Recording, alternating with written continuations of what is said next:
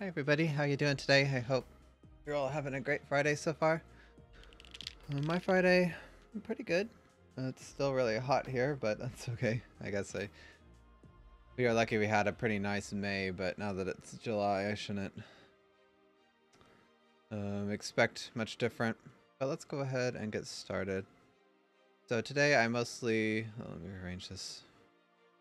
I mostly want to test the server code, because there were some weird things that we saw yesterday, and I'd like to try and fix them out before I go any further.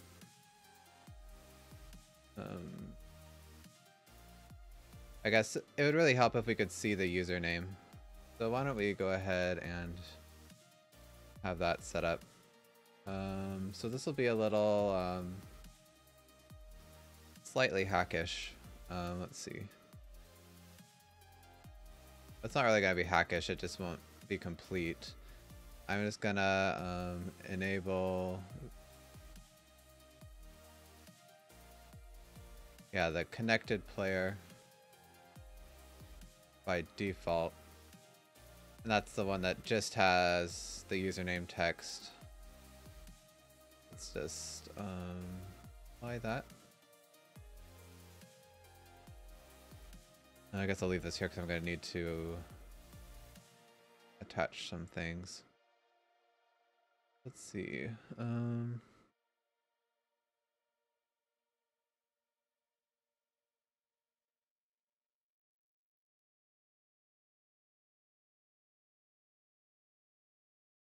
That's the wrong thing. I need the actual lobby. So we have the UI elements class, and so I'll just add a input field here for the connected username field. And then we'll just create a manager for that.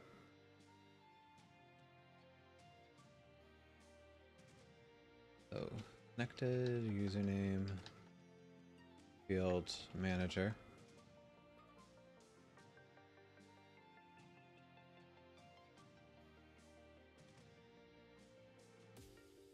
Let's go ahead and just copy from this file because we're going to have some things in common. Not everything, but...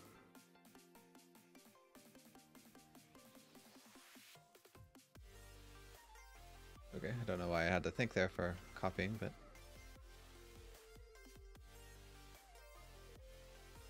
We'll definitely want the lobby parameters, and then we'll want to inherit from flow logic container because we want to use the event system, and then this IUI setup lets us get this callback, which is called whenever Unity finishes loading the scene. So at this point we know that it's safe to get any Unity object.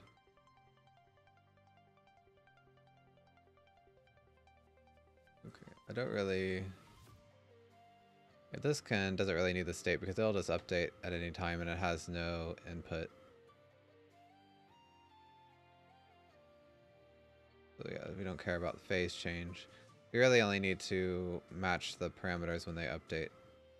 So yeah, for registry it does not equal null, and then for every slot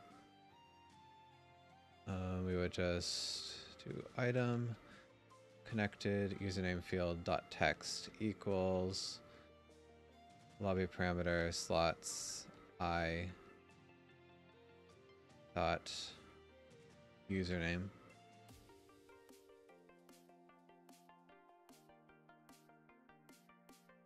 Yeah, so I don't need the rest of this stuff.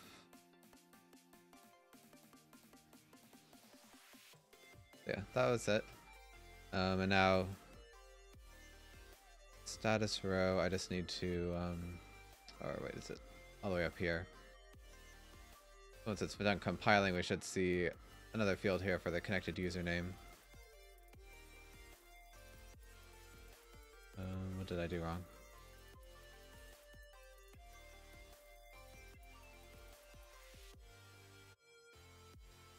Oh, there it goes. Oh, it's on an input field. That's one thing, it's just a text element. Oh, I gotta wait for this type to update. And you can do it, Unity. There we go. And I want to apply that. Okay, so now I'm done with this prefab. Okay, and I need to instantiate this username field manager in the lobby controller. And then we need to add it to the scene helper because it needs to get the loading callback. So initialize UX layers. They could just be normal UX.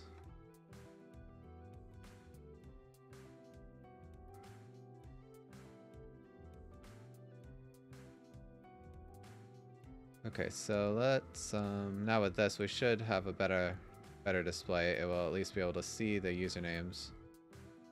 If the username is null, what should I put in there? Let's see.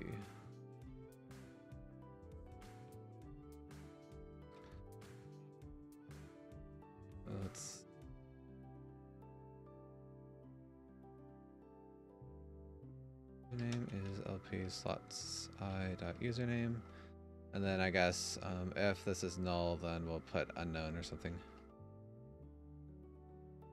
We don't really need this, but for now, because normally if the username was null, that would mean that the player is disconnected, so it wouldn't be shown here.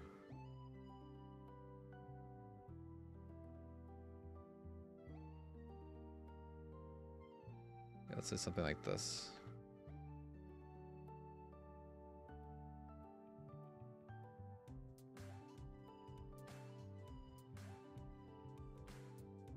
Oh, right, and I can use the null coalescing operator, can't I? That's what this does. If username is null, then it will return this not set. Although maybe I should use as string, or as string is null or empty, instead of using just plain null. That's probably a better idea because I don't know how it will be returned from the server. I really love that null coalescing operator though, it's super useful.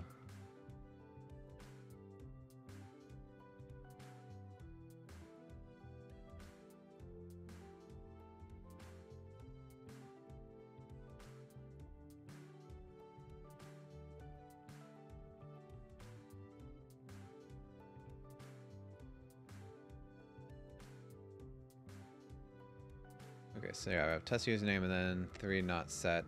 So what should happen is if I change this to an AI, the server will just place this test username into this slot, but I think what actually happens is for some reason it thinks that these slots aren't appropriate for this user, so it creates a new slot for the host because it can't just kick it. Spectator doesn't matter. And also the username lingers in here. But that's more of a lobby thing, because if this changed, then we'd want to reset the username. So that's like the system code, not so much the server. Hey Wonderful, thanks for hosting again. Really nice of you to keep on doing that. Hope you had a great stream. Yeah, so I'm not sure why. For one thing, yeah, it should have just placed this user in one of these. So that's the first bug I need to figure out.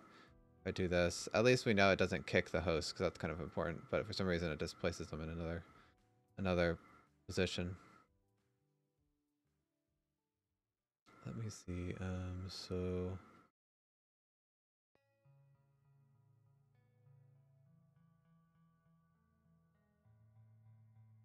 Input manager. So what I should do here, I should check to make sure like that I should reset the username if it's an AI and things like that.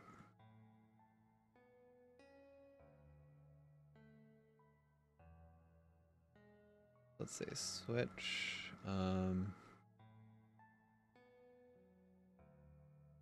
Slot type. If it's AI or none, then we'll want to reset the username. So slot.username is null.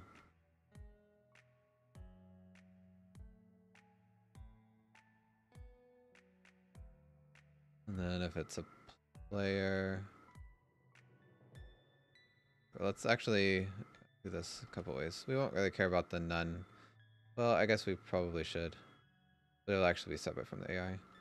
So none slot username is equal to null, and we should also turn off parent username and is guest false, just to kind of clean things up. And so if it's a player, then the AI script would want to be null.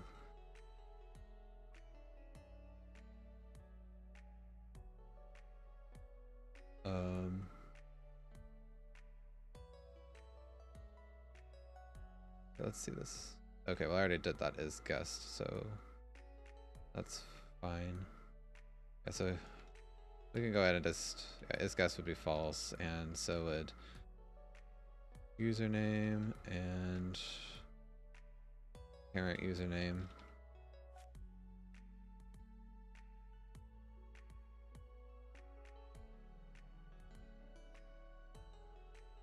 Oh wait, this actually is guest, and then the username and parent username is actually, yeah, not deleted. And I already set it as guest, so really we just need to do that AI script. And then for a spectator, slot AI script would be null. Slot is guest is false, and then there'd be no parent username because you can't have a guest spectator. Okay, so I think that will clean up some values that aren't needed. That should at least make it a little cleaner, although it doesn't actually fix the issue.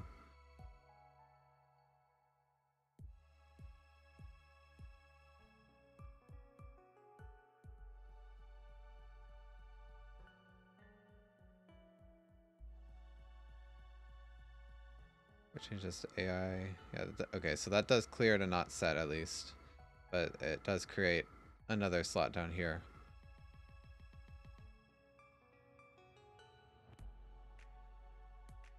And if I look in the debug for the server clients, we do have, okay, well, we have 3 clients, but then, yeah, this client 1, which is the host, because that's connection ID 0, has lobby index 4, even though it should be set to 1 probably, because it should have just like taken over this client.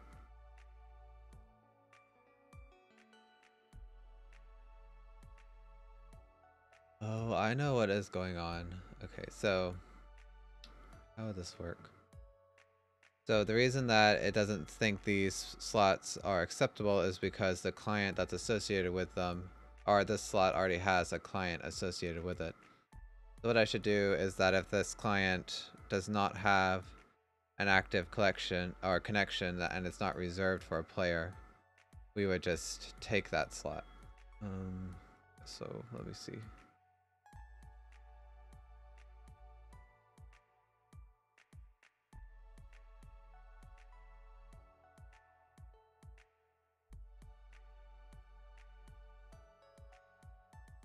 Maybe what I should do, well no, I don't really want to add slots, but I wonder, yeah, if you change the type, a better thing to do may be for the server is if you change the type of a client, then maybe I should just create another spectator slot for that connection instead of trying to find it something else. So maybe I do actually like the way this works.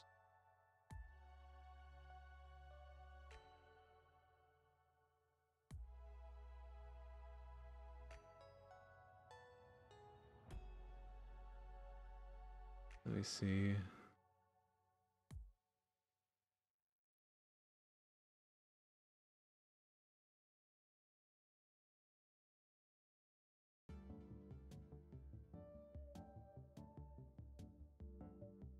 Okay, yeah, this is the class I'm looking for. So what happens is we try to validate and reassign a client. So right now it said if it can't find a slot, then it would create a slot for the host or just force disconnect. But maybe what I actually want to do is if you do this for any player and you don't kick them,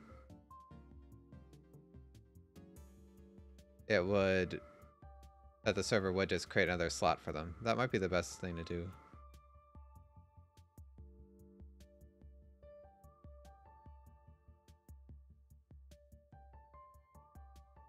But only if there's an actual connection with that. Let's see, if client lobby slot 0. So instead of checking if this is host, let's see if client dot connection ID is greater than or equal to 0, then okay, we'll just say create slot for client.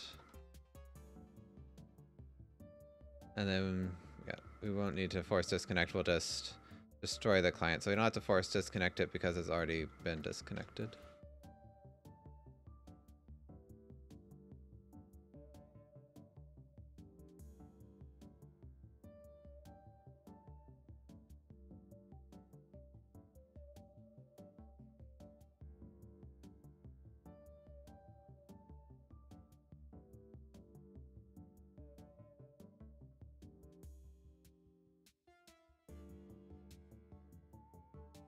Okay, I think I like this. So let's test this now. So it should still work the same if I change the type of the player.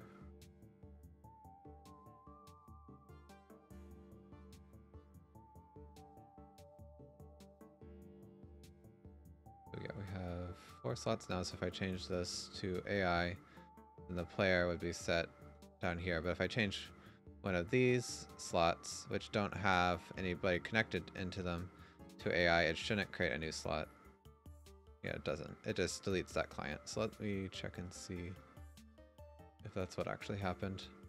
Yeah, we only have 3 clients. So if I do it again, it should delete this one right here.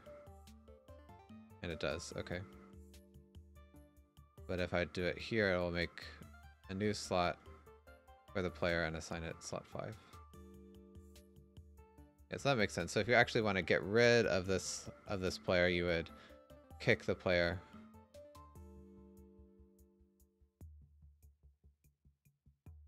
Yeah, and you should only be able to remove this slot if there's no player associated with it.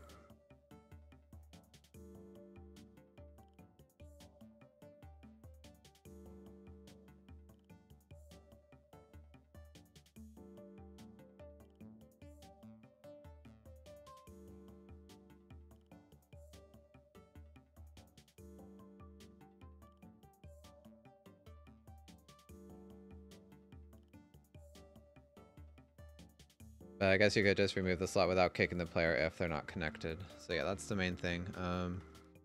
That would be a UI thing, because if we remove the slot when there's somebody connected, then the server would just create a new slot for that player as a spectator.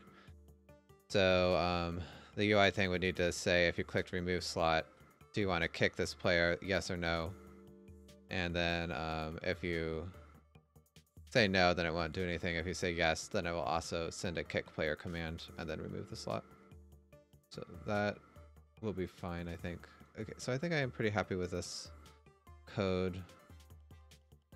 Yeah, we'll see if there's more bugs. There probably is, but this is pretty much all we can test with the current system. Okay, so let's see. If I change one of these back to a player, does it create another client? It does. So lobby slot. Okay, that's kind of interesting. It created it. Oh, well, these are just out of order. Just yeah, the ordering here is arbitrary because it's just the way that the dictionary sorts them. But the IDs actually go in order, so that's fine.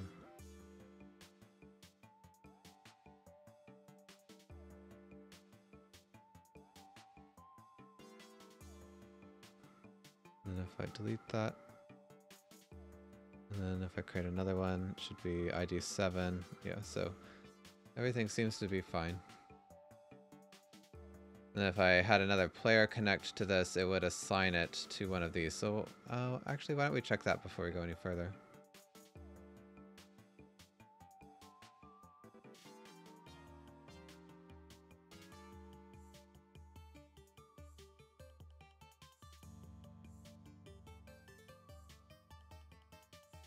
This will take a minute or two.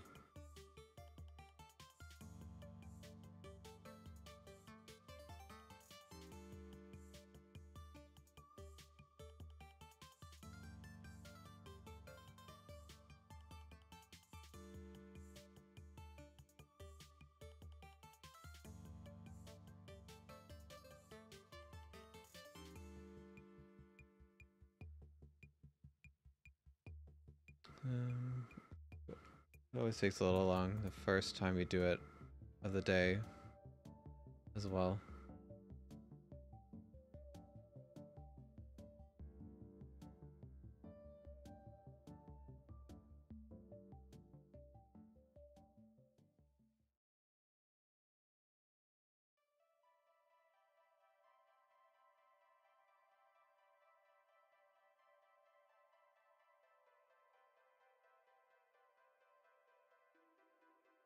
Oh, what's wrong with this 573rd thing? Taking much longer.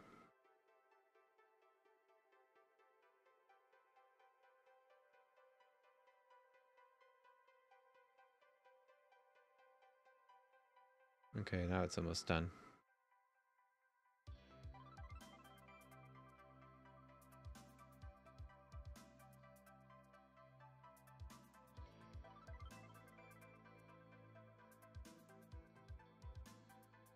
Alright. And now we would...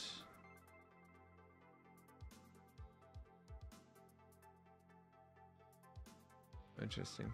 So I hope this still works because there's like two different... Well, we'll see. I guess it didn't clean out everything it used to have.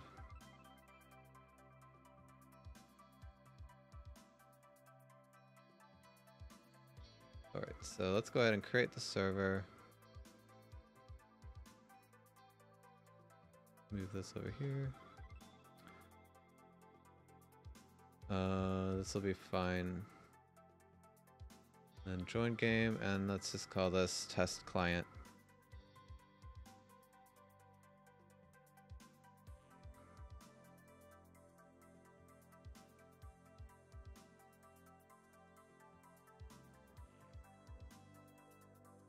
Connection has already been set as ready. There can only be one. I don't know what that is referring to.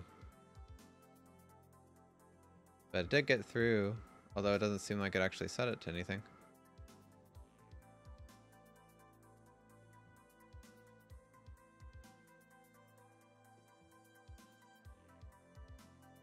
We have 3 connections. And test client was assigned here, then this other client.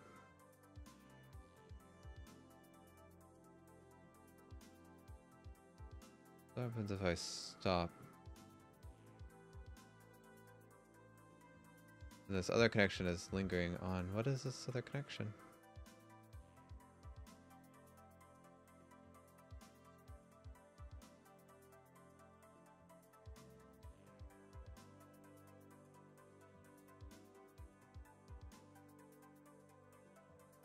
Okay, well, we do have an error, so let's see what that is. Oh, it's just being disconnected.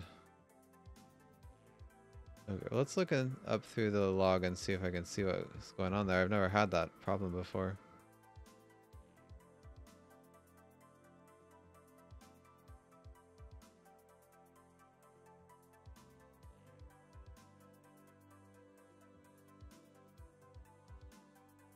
So restart client connection change. So the main phase lobby.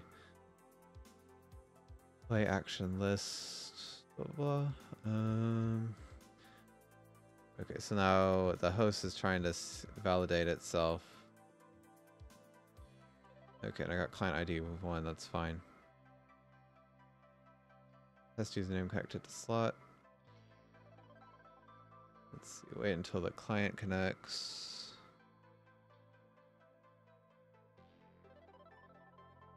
Okay, so now I got two unknown. Oh, well, these are the clients. Okay, that's fine.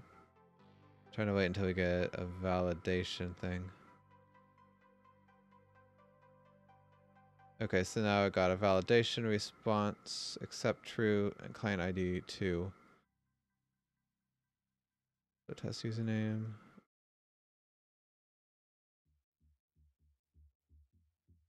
So it sent these messages out, but it didn't have a username selected.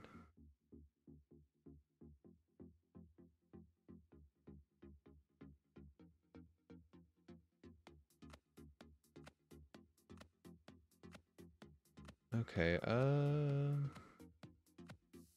don't actually know what's going on. Let's just retry it and see.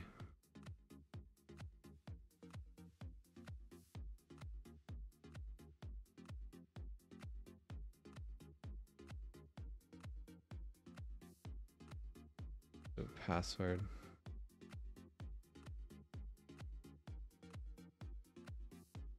Oh. Why did the server start already?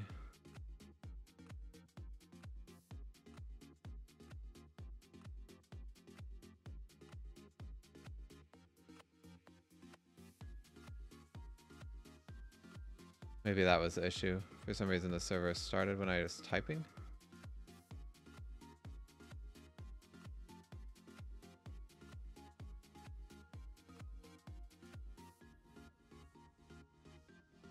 Oh, maybe it's because, oh, these keybinds.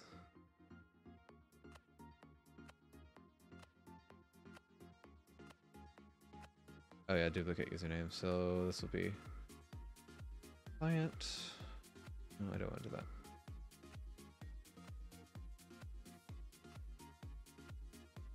Okay, yeah, so those keybinds are messing me up. I need to see if I can delete or disable those. Okay, well now we don't have an extra connection at least. Okay, and the usernames are set up here in the client list, but they're not reflected here. So that's something that the lobby, I think, needs to take care of, because the server, or maybe, well, the server could just give it that information.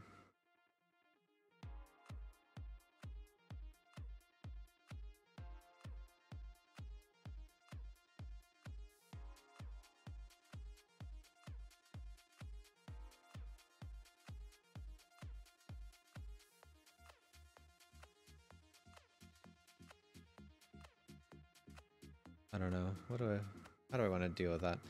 Because the game does get information about the username and stuff that it could set in the lobby parameters.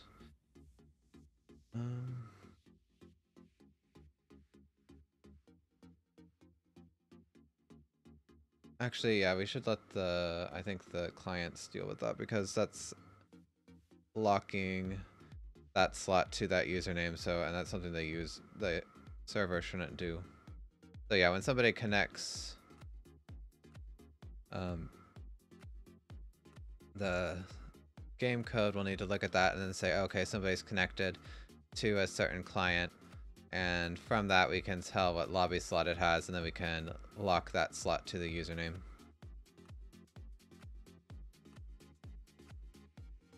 I think that's probably the best way to do it.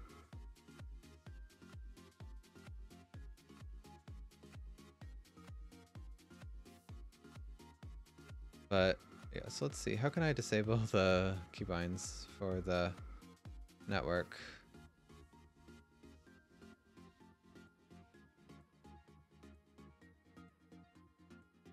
Okay, put it in resources.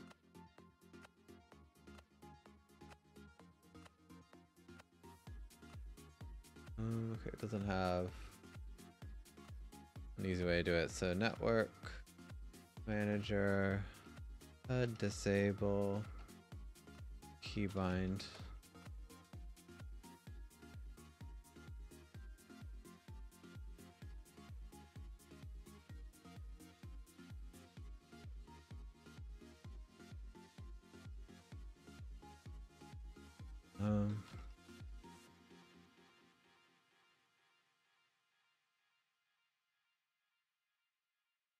Doesn't seem like there's an easy way to do it.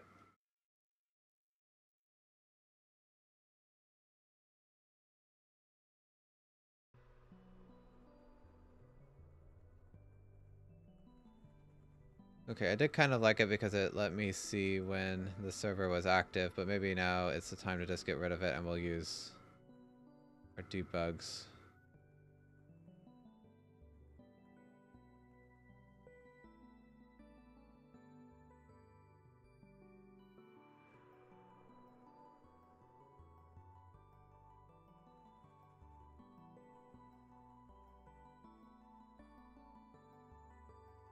Yeah, so I guess we'll just need to, because we can tell if the server is active if there's clients or connections in the debug.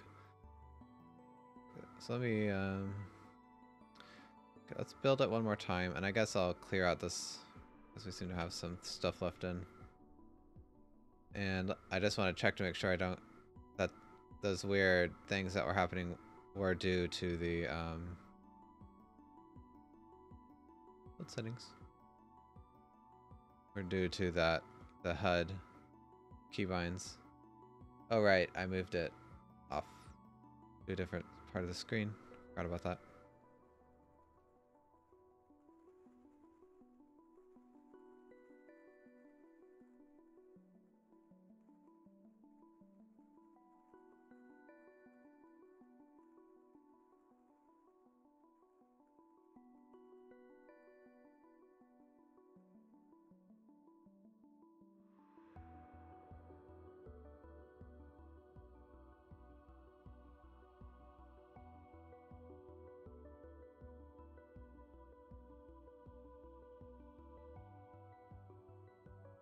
Okay, so this can just wait over here.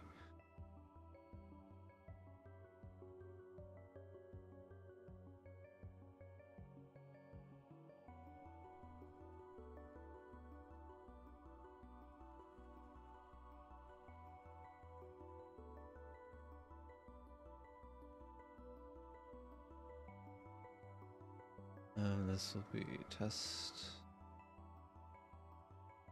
connect. Okay, so everything worked.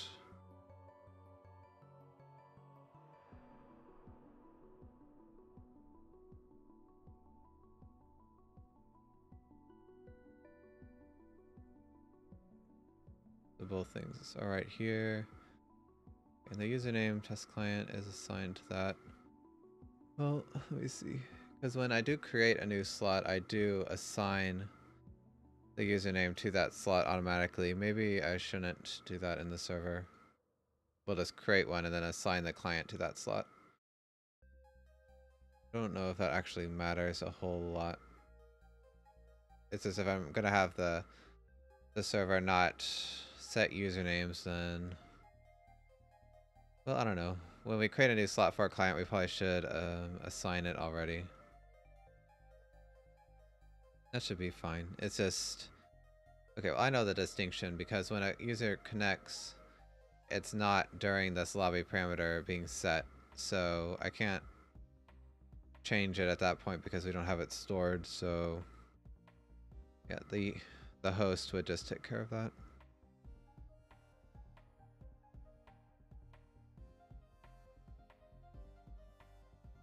Speaking about the host, I should, in this input manager, it should only take that input if you're the host player.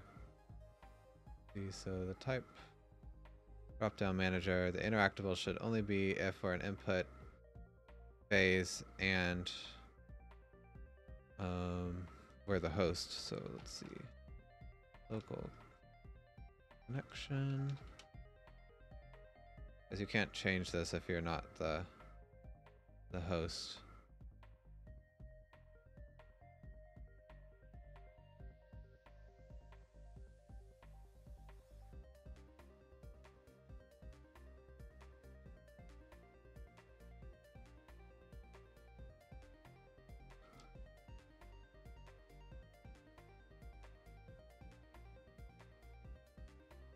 And then in the player slot input manager, I should just ignore this if I'm not the host.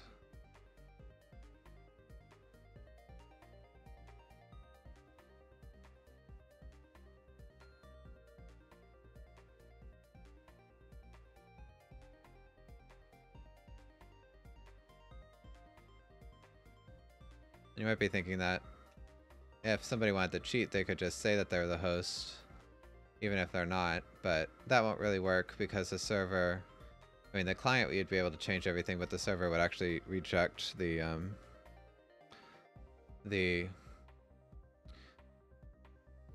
uploading of these lobby parameters because it would know if you're the host or not for sure.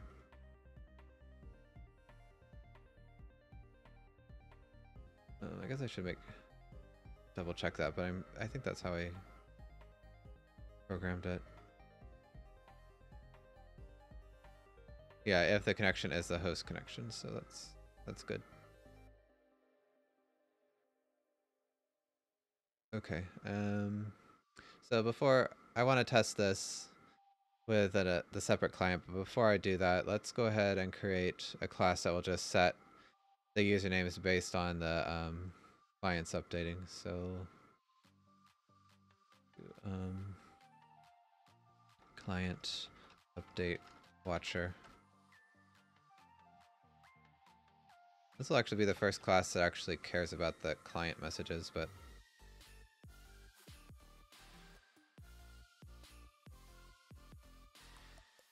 so what is this? Flow logic container.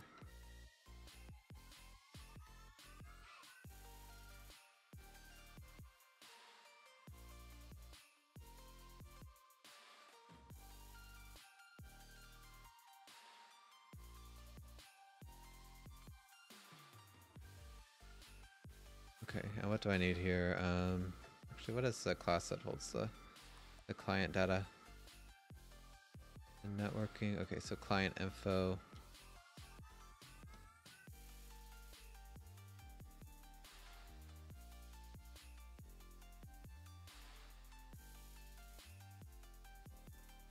And then I'll need the lobby parameters. On it.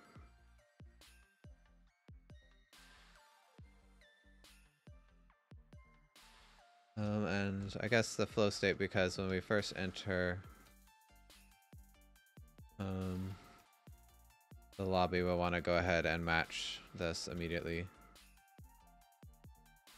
Actually, yeah, because when we first enter it during the setup phase. Okay, well, the setup manager, it's going to send the parameters the very first time. So maybe it should also update the lobbies based on the client. So if I'm going to have two different places that might call this, because this needs to happen before it sends the event. Well, I guess if it's going to send an event, when does... Actually, I think it would be safe. It's going to be kind of weird, but just because this event is queued, the parameters aren't sent until the next frame. So if I make sure that this updates on the frame before the parameters are sent, it will be I'll be okay. And then local connection. So I'll need this to know if I'm the host or not. Okay, so yeah, we'll want to generate something with all these, and then I'll also need the event queue.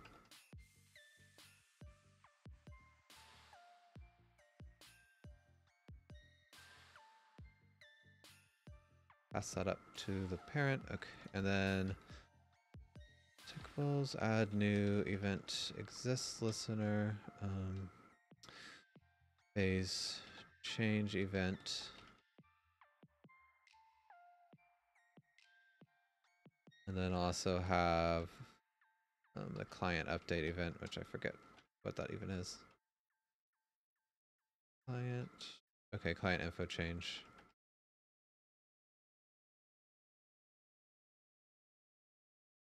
And both of these are just going to call a refresh method, but they might be slightly different, so. Actually, I'm pretty sure this is just going to be refresh clients.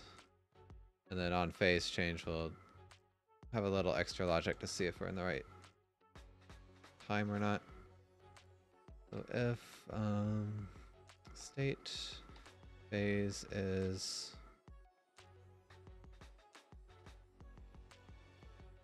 set up, we'll want to refresh clients. Okay, and then here, maybe this is a little different because when we get this client info change, we'd only want to change the clients if it's at a point where we can still edit the lobby parameters. So client change.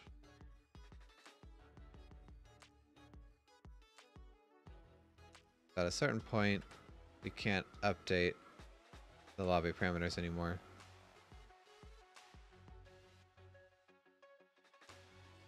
So this would be setup, input,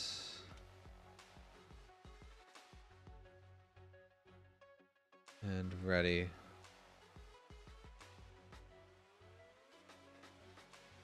Although I guess if a client changes when we're ready, we'd probably want to switch out of the ready phase, but that's not for this manager to know. Okay, so here what we'll do is look through every client and we'll just set the username to be the same as the client in the lobby parameters. So for each client and clients. Okay, I should change this.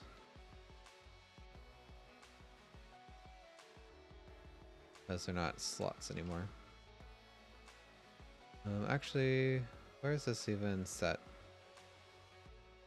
Okay, so I safe set it to an index, which is not really needed anymore.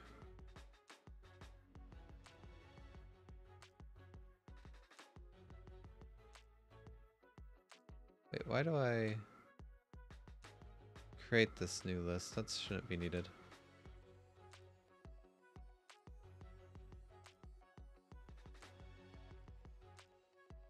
Yeah, I don't need to create a new one, I just need to clear it. Okay, so clear. And then I don't need to safe set it, I would just add it. Because we don't really care about the index.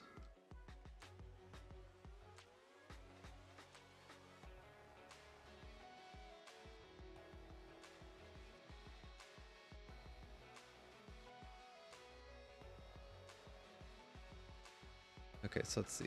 We'll change, and we do need to keep track of these changes because if there is a change, we'd have to send a network message. So if this is just like an update to say someone's disconnected, then the username doesn't actually change, so we don't need to send a message to the network.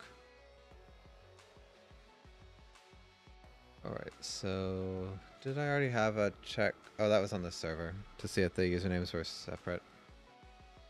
Let's do private bool username equal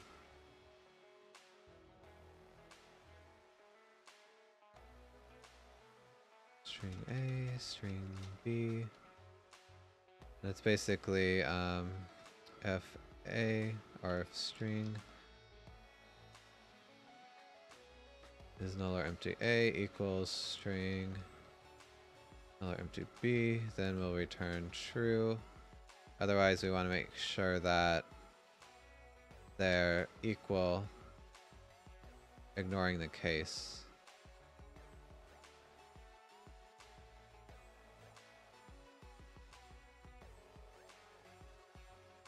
Okay, so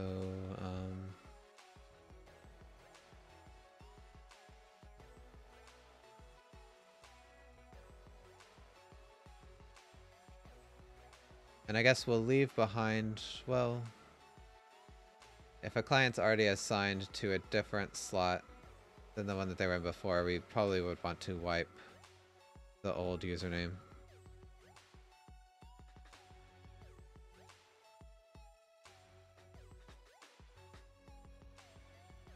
So let me see here.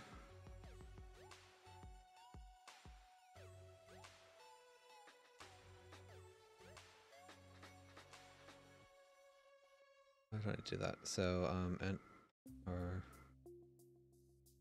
change equals username equal. Oh no, I can't do that. So if client.lobby slot is greater than or equal to 0, change equals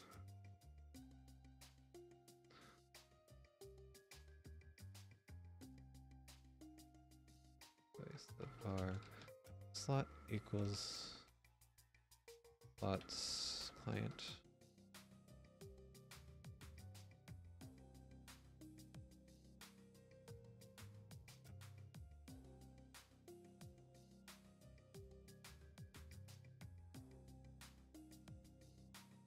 And also all this would only happen if we're a local connection. Or is host. Forgot about that.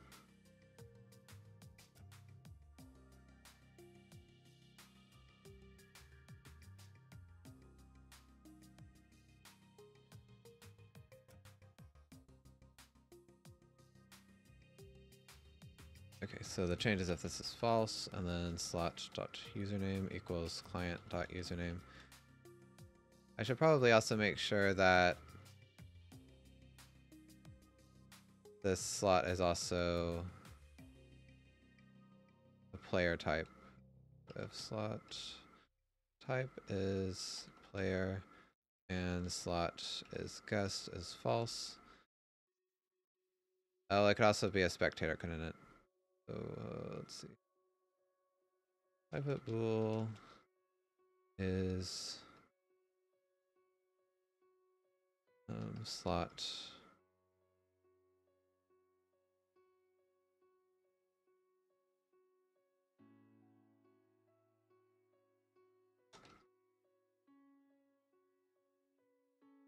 Something like that. So if all right, we switch slot type because by the time we get this message, we could have changed some stuff locally, so we don't want to overwrite.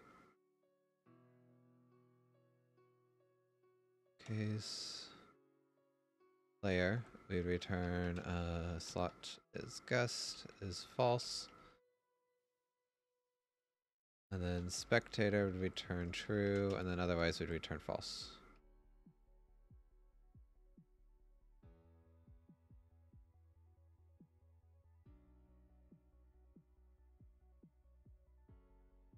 Okay, so if is username slot.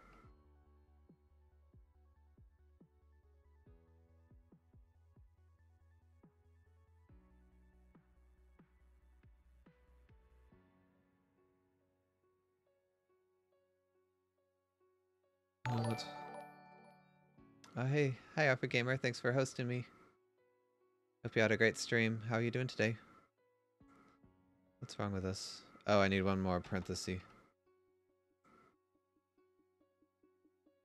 Alright, so I guess the main takeaway here is that these clients might be slightly out of date, and we should always just use the lobby parameters, or trust them first, because they're actually up to date with the host. Oh, you're great, you didn't stream today, however. Oh, okay. Just had somebody hanging around. Well, that's fine. How am I doing? Pretty good. I'm definitely looking forward to the weekend.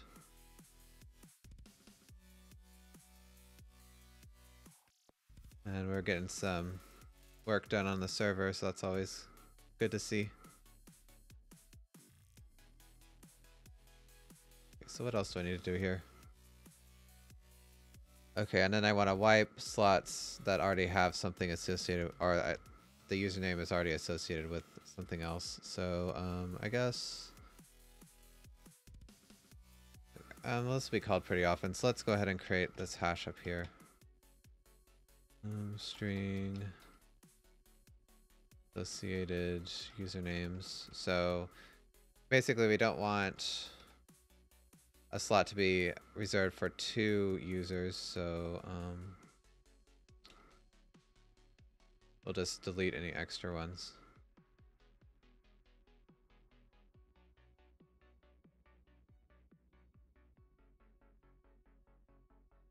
And if this is not a username slot, then the username should have already been cleared. So yeah, I don't need to do that. Okay, so okay, well these slots should take precedence actually, so associated usernames, add slot username to upper invariant.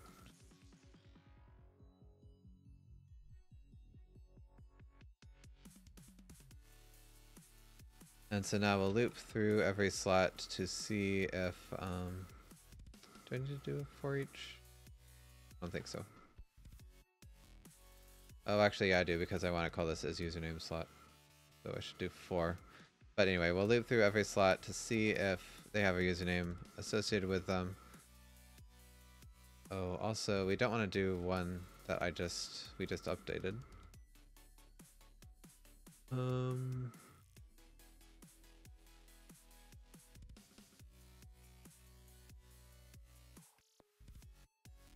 But I don't really want to have another hash for slots I've already checked. Okay, so I think I might do something a bit inefficient, but that's alright. Slot index less than lobby parameter slots length or count. So basically if, let's do it this way.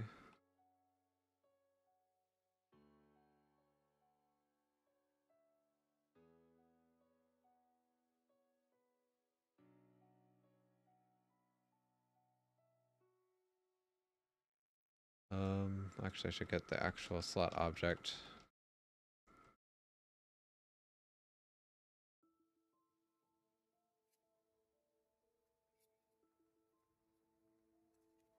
Oh, and it could be null too. Well,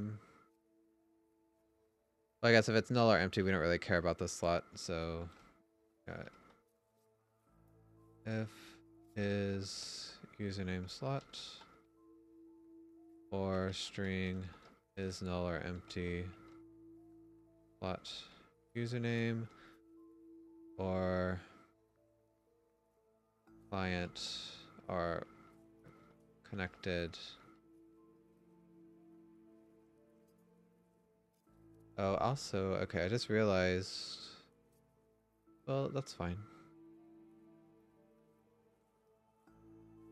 I don't know if I need to do this actually, because every player slot would have a client associated with it on the server. So I'm basically doing the same thing here. But of course, this client list will lag behind the lobby parameters.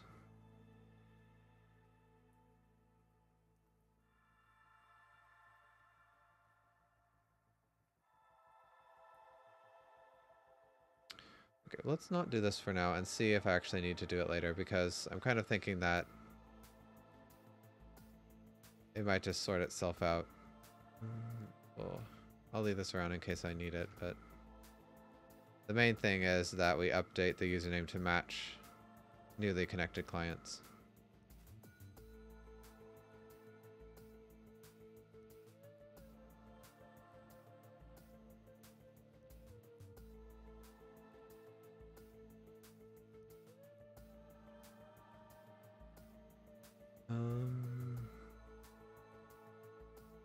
But I should also only do this. Okay, so like I said, I need to trust what I've set over what the server gives me here, because the server could be out of date.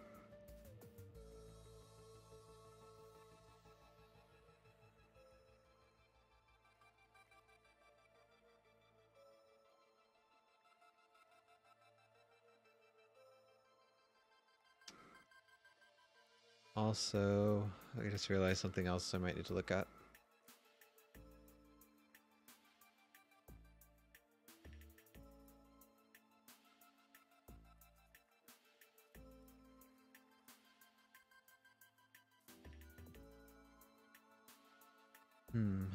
We see.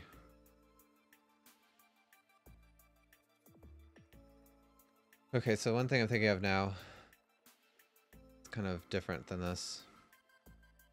It just popped into my head.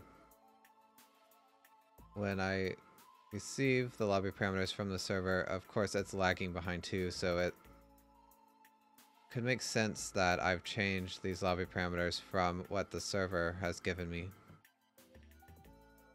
But the problem is the server can actually modify these lobby parameters if it needs to add a slot for a player. So I'm kind of thinking that maybe the server shouldn't do that, and that it's okay if a user does not have a slot in the lobby, but the server shouldn't disconnect them right away.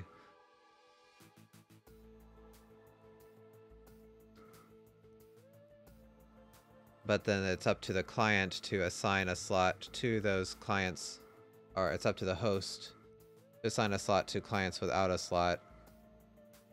I don't know if what I'm saying is making much sense, but basically I can't have the server change these lobby parameters because it's going to be too difficult for the host to know which version is the most up to date. Well, it's not too difficult, it's pretty much impossible. And so because it always needs to trust itself.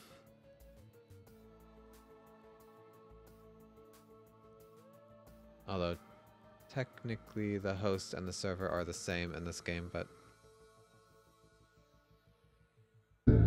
sorry about that. Let me see here. So about the whole thing I did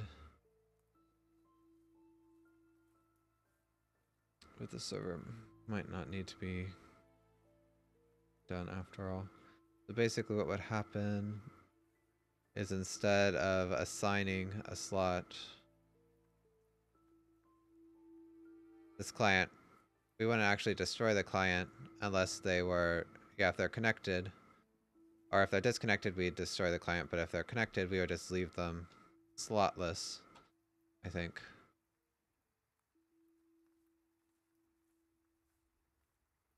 Okay, so if it has no connection, it should be less than, then we destroy this. So yeah, this whole thing I don't need to do. Create slot for client. Also, now I should change this because it shouldn't ever change the data. So yeah, I won't do that.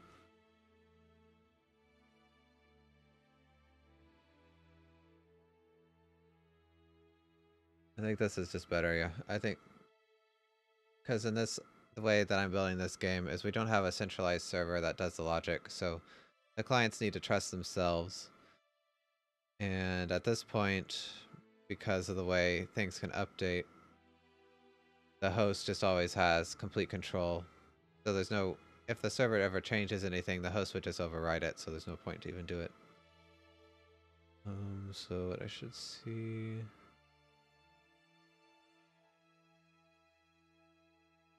That also just makes things simpler, so I'm happy with it.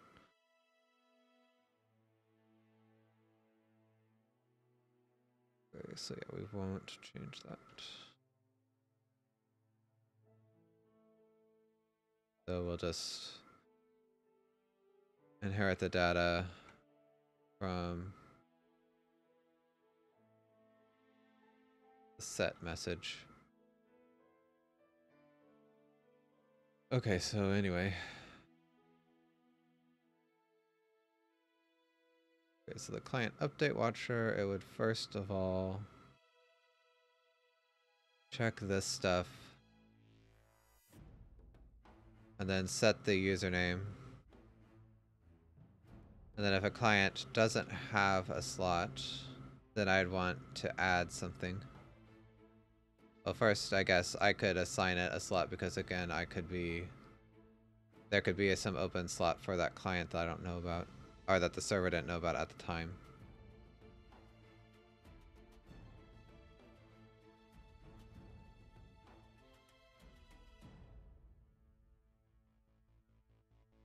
No, it might even be simpler if the server doesn't even try to assign slots at all, and then the client just does it all because it has everything up to date.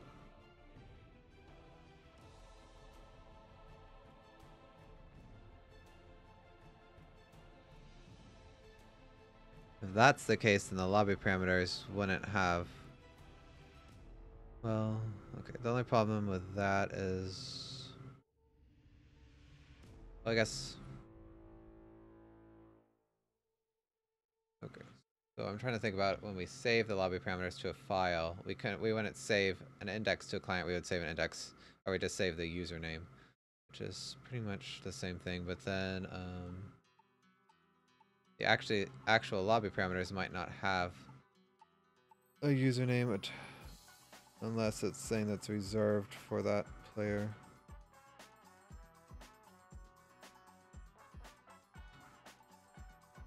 Okay. Let me see here. I think that's probably better because having the server do all this stuff, we can already see it's already pretty complicated, and now I'm realizing that the server won't have things up to date, so there could be problems in that respect. So basically just when somebody validates to the server, they'll just have no slot, and so this whole matching to the slots won't even matter.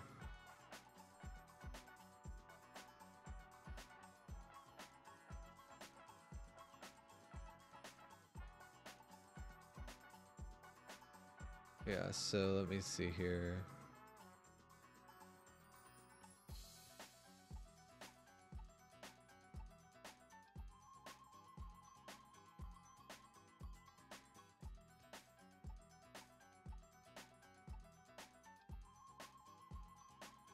This client information, we'll just have connected and username, and that's it. We don't need that lobby slot data.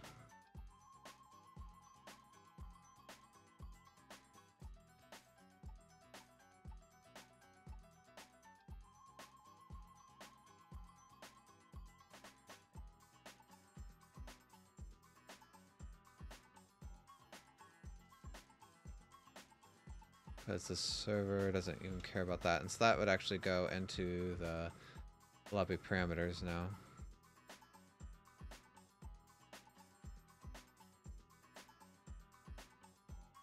Well, I guess we don't really... So we don't really have to assign the index here because it doesn't actually matter. We can just go based on the username.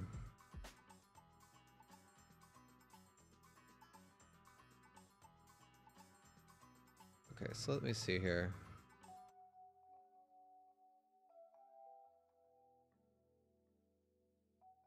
I think I might rearrange this a bit. So the parent username is used for guest, but I think I might actually just change this to guest nickname, and this will be the nickname for the guest. And then this username would actually be the username for the client that it's associated with, or its parent. Yeah, I think that will work better. So do I need to even send an ID? Well, now it doesn't really matter because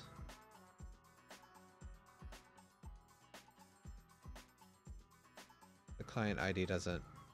It's just they're just stuck together using the username.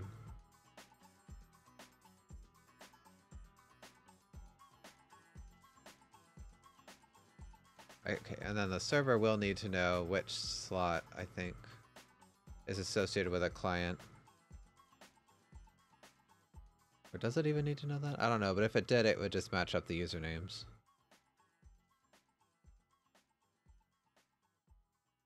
Okay, so once again, I made things more complicated than they needed to be. So pretty much this whole class, I think I can get rid of. Oh, geez, but I don't want to delete this code because it's going to be part of the client now. Yeah, so I'll just leave it, but I'll mark this as obsolete. Well, we did...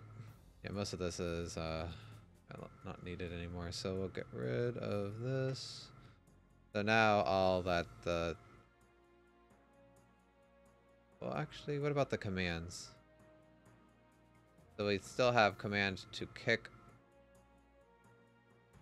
Okay, well, how would that work?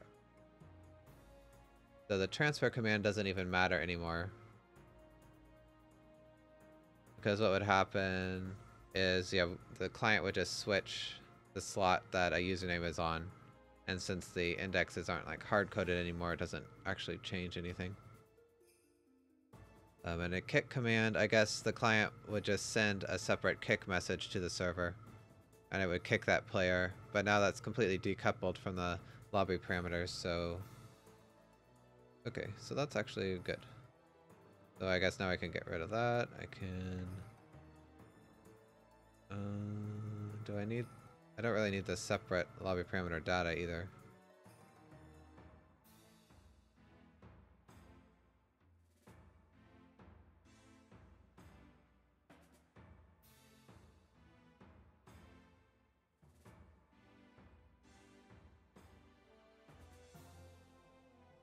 we would just get this and then we would send it directly back. It's kind of back to how it was.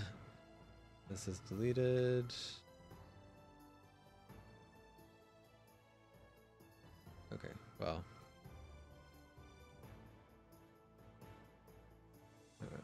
What else do I need to do? So the client connections.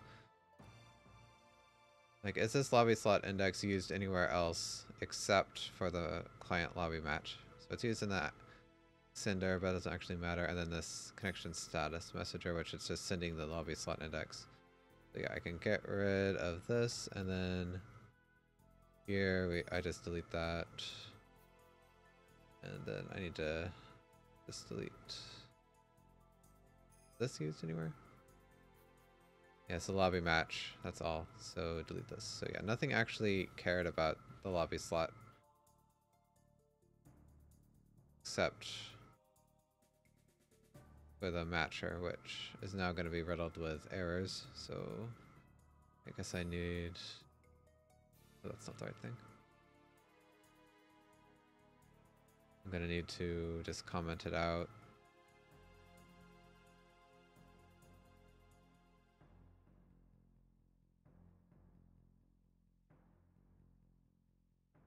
But we can reuse a lot of this for the, I mean, in the client, so I'm not too worried about it. I did the same thing again. I can't do that because it's gonna complain. I guess I could just comment this whole thing out, and then I don't need it.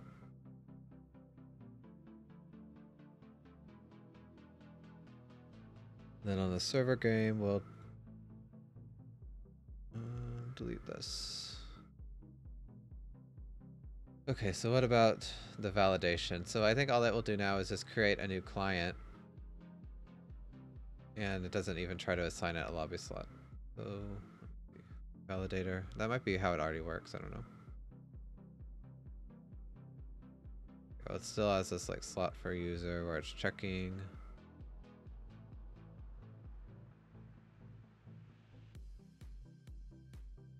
Now, is a client the same as a connection?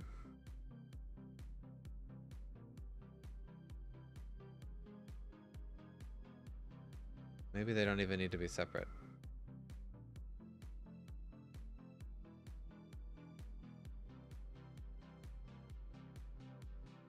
Because would I ever have a connection that's not a client? I don't, only when it's not validated.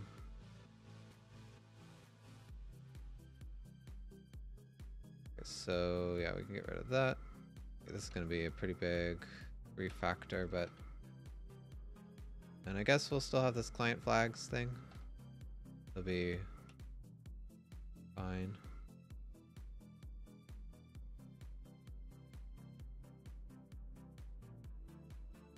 Oh, I already did the username.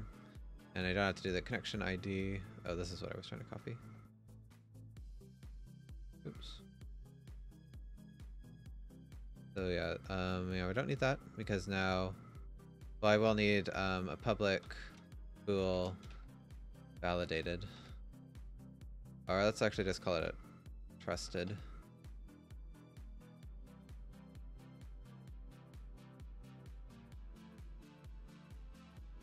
So yeah, I can get rid of this. Because now a connection is the same as a client. Because there'd never be a client that existed without a connection.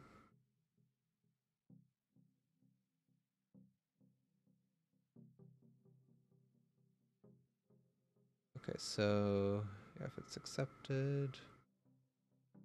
Then really now all I have to do is just make sure that there's not a duplicate username.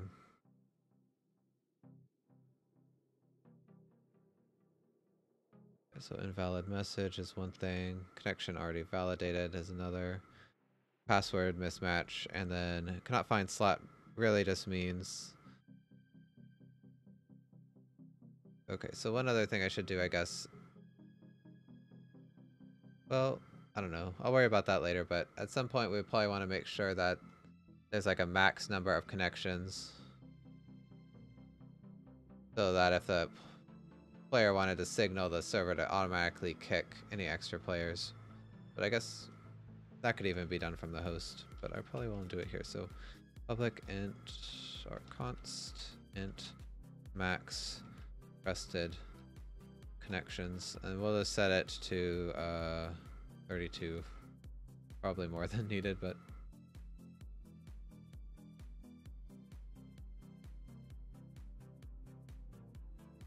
set password. Oh, I do need to keep the password around. Public string password.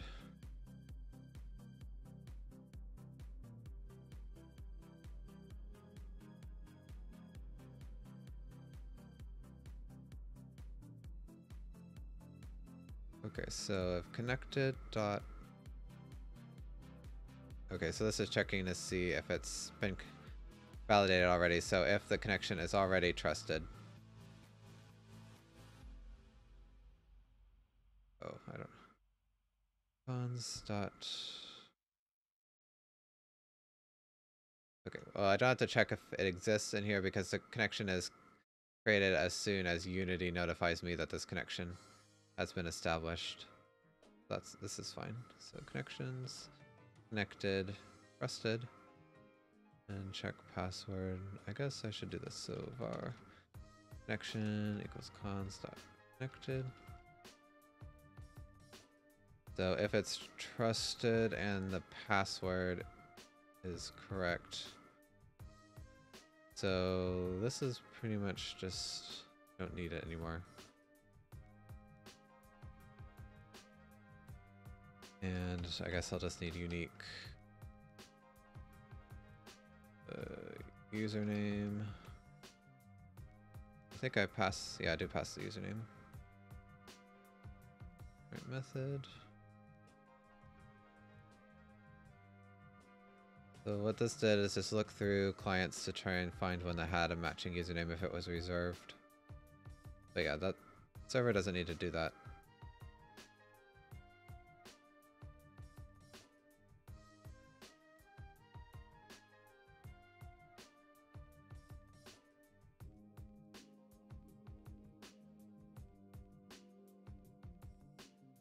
Okay, so if we get past this, then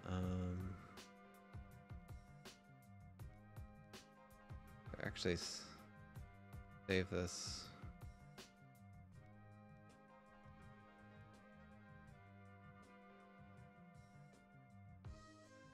I can move this just into that if statement. No such thing as a client anymore, so really I just need to set the trusted flag, so cons dot oops. Trusted true username is message username, and then we'd want to send a result. Okay, actually do it this way. What is that last if? Is that the client ID? I don't need to do that anymore.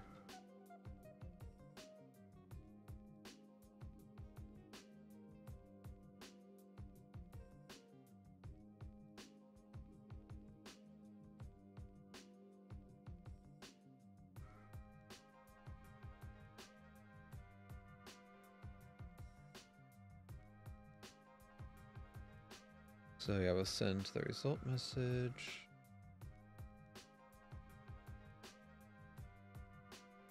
Let's actually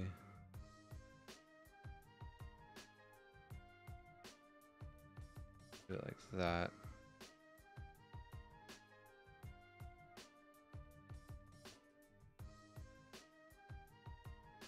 No, I don't have to call that twice. Connection validation event. Okay, this is just telling the server that there was a new validated connection. Really, I just need the connection ID and username, I think. It doesn't even need the username because I can get that from the connection ID. So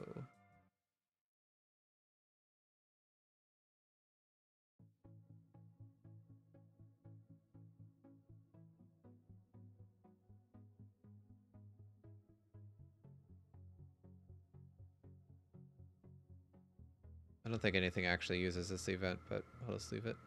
Okay, and then this is just for debugging. Or it tells me a little bit more in depth what goes, or why something was rejected. So if trusted, I don't have to even do that.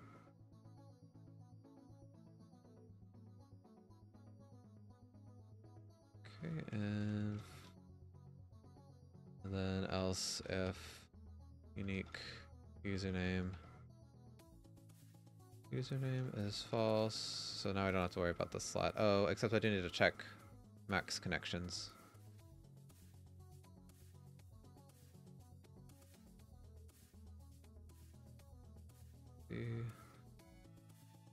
Non-unique username. Okay, so how would I check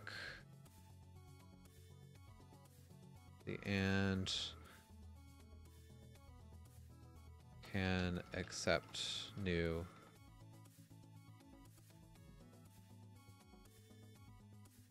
connections? This will just count them.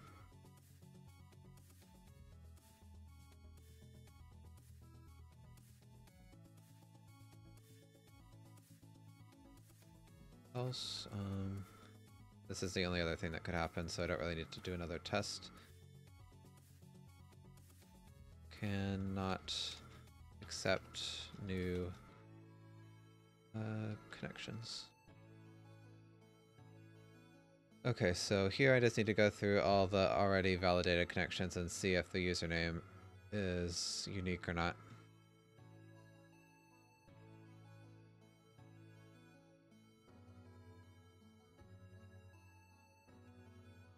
So if this connection is trusted, oh, I just need to go through values. So yeah, if this is trusted and connection.username to upper invariant equals username upper invariant. I guess oh, also if the username is null, that would be a bad thing. So if username, or let's see, if string is null or empty, username, we just want to accept this. Let's see, I guess I should rename this to is valid and unique username.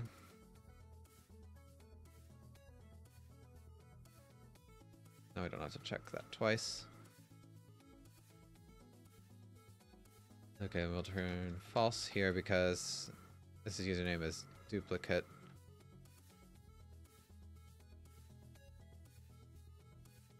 And then can't accept new connections. We'll just loop through every connection and count them because I don't really want to keep a count variable.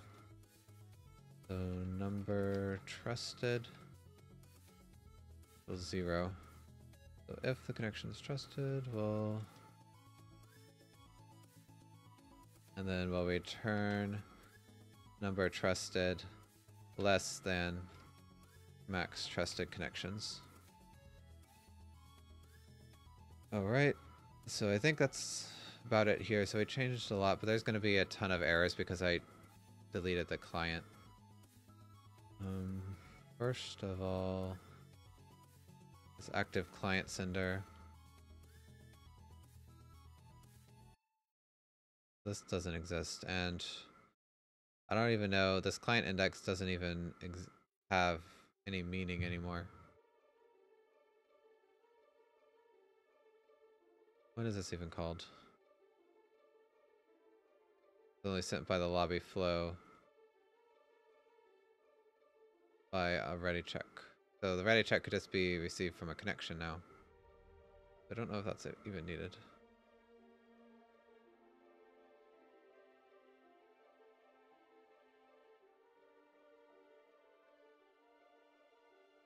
Name, connection.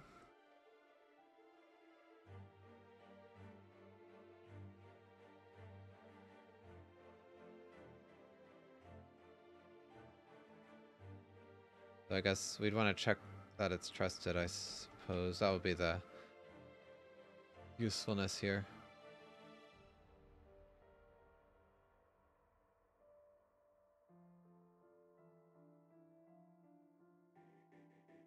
Okay, and send to the lobby slot. Is this even used? No, so I'm not gonna update it, but I guess if we need to, we can add that. And send to all is gonna just look through every trusted connection.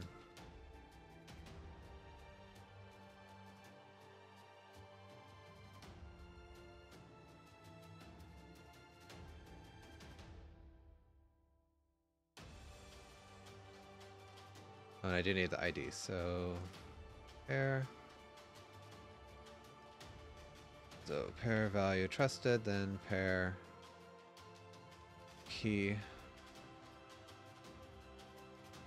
I really hate doing that, so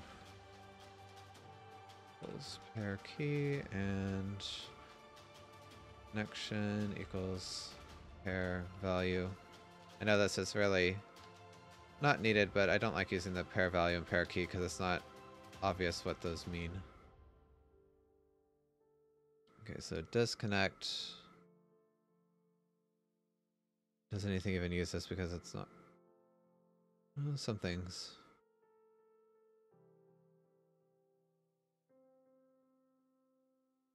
Really not super needed because all I do is just set that force disconnect to true, but client.force disconnect is true.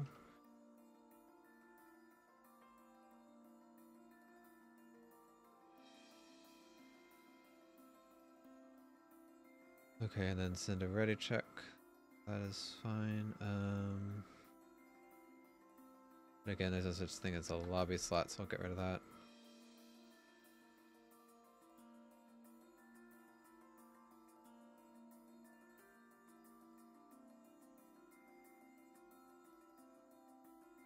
Okay,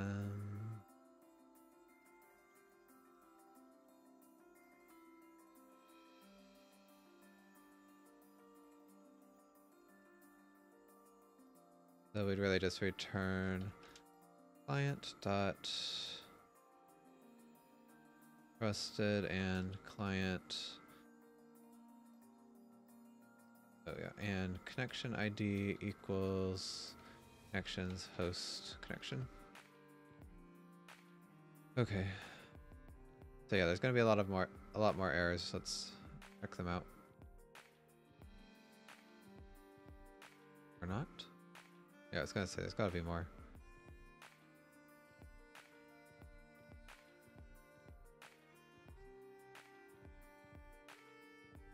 This is actually part of the lobby.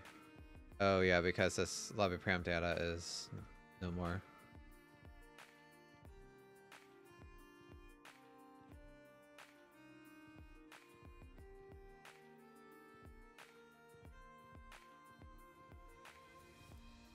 Okay,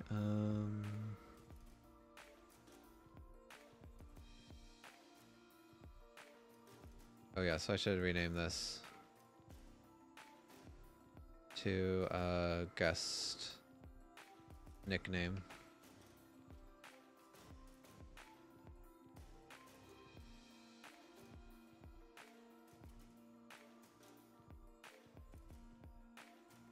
That's it.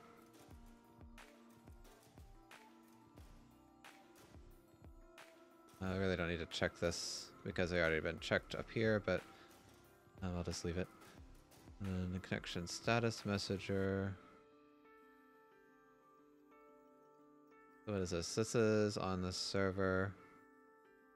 Oh, and it's just gonna message about changes in connections, so that's fine. This will actually be slightly more complicated because I'm gonna need to check or loop through all connections and find only trusted connections, so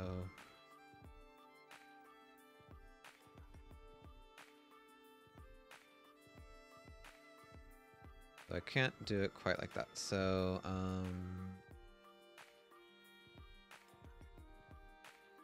let's make a list. So private list int trusted list. So for each var Pair and connections active. Oh, connected. Yeah, again, the connection ID, pair key, and then connection is pair value. If connection is trusted, then we'd add that to the trusted list.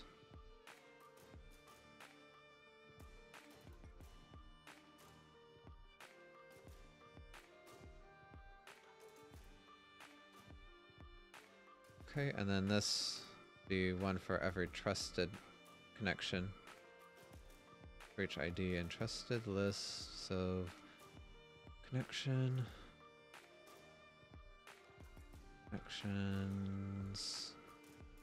connected.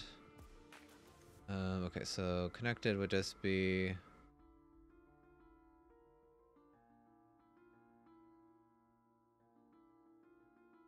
okay. Well, this doesn't make sense actually because yeah, connections are and clients are the same now. So if somebody disconnects, then this client would just disappear, and there's no reason for the server to keep track of that. The clients would still want to keep track of it, but that data would be left over in the lobby, so that's fine. So really all I have to send is the username, I think.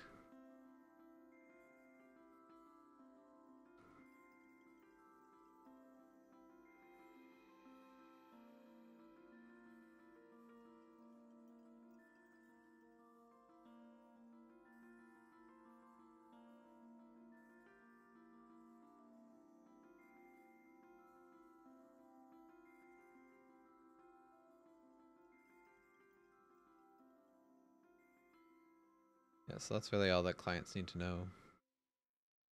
Handle connection request. Okay, so this is when a client wants to get the list of currently connected users. So I guess yeah, we're just making sure it's trusted here. We could use that. Oh, I do have the send helper.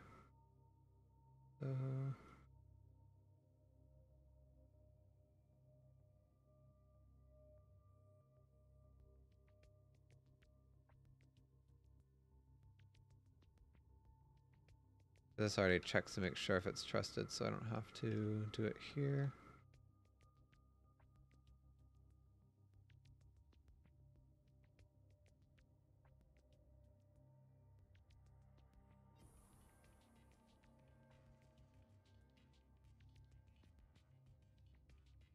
Okay, so info manager, let's see what's going on here. Okay, so it just had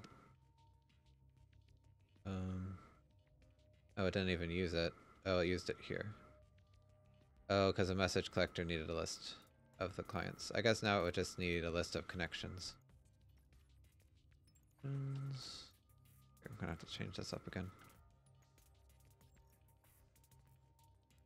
I really should have thought about how I was organizing that earlier, but I guess that's the issue that I decided to put off creating the lobby because it made some of this stuff not very obvious.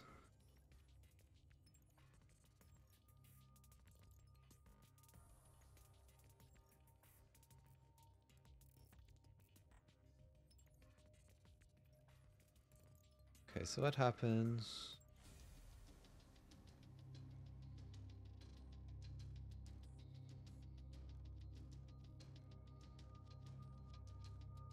Okay, it doesn't delete it when it goes.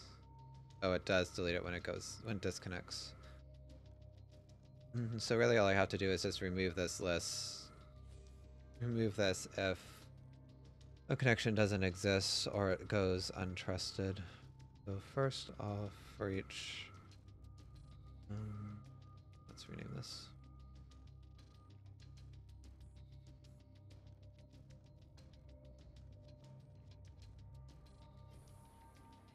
Yeah, we want to create this for every connection that's, if this doesn't exist and it's trusted.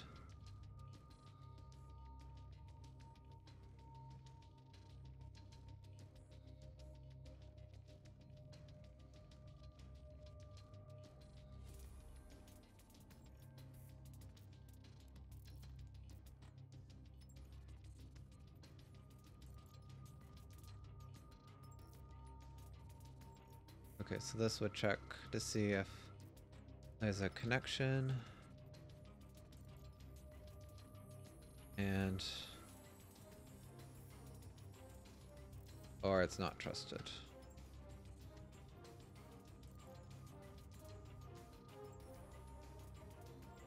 Oh, I do this differently. So if there's not a receiver for this connection and this connection's trusted, then we'd add a new one. And then if there's not a connection or it's not trusted, then we'd remove it. And I don't have to do this anymore.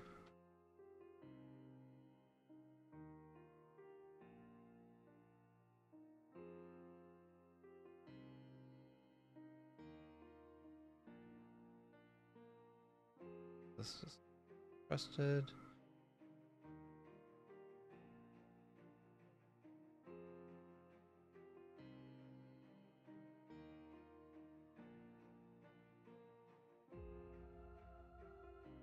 Okay.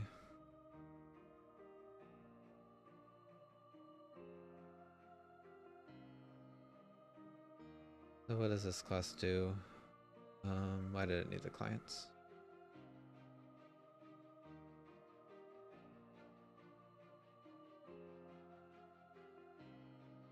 Okay, so it went through every client and disconnect them if it didn't receive a ready check from them.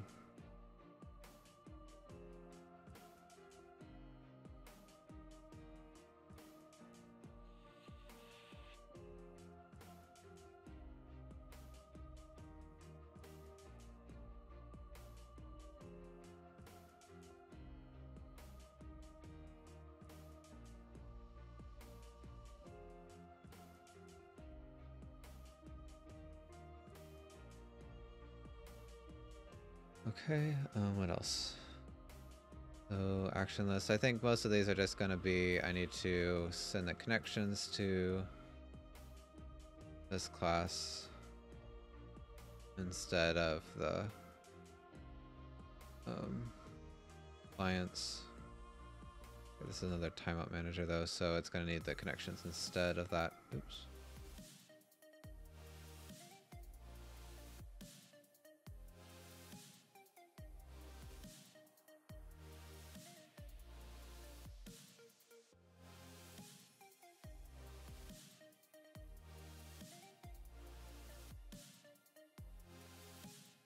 Okay, and let's see what else. Get ready to check receiver. Connections. Oh, it already has it.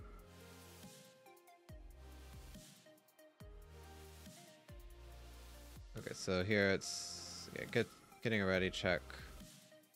And I just need to make sure if it's trusted or not. Actions. Message ready. Okay, so I can just give it the connection ID here.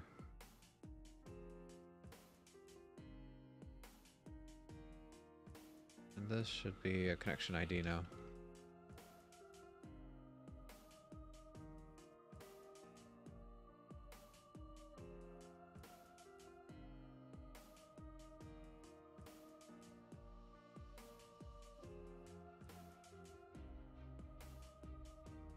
Another thing that was using that. Oh, it actually does have some more.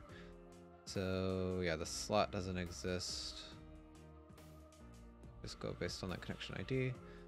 So instead, what I should do here is check if the connection ID is valid.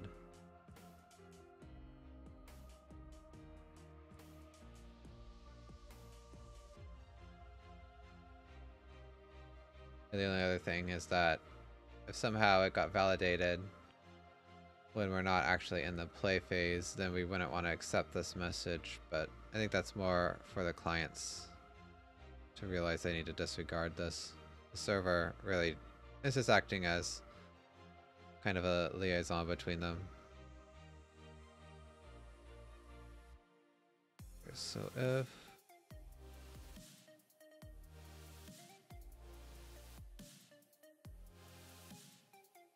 we do want to check if this is trusted, because if it's not a trusted connection, we just want to disregard it.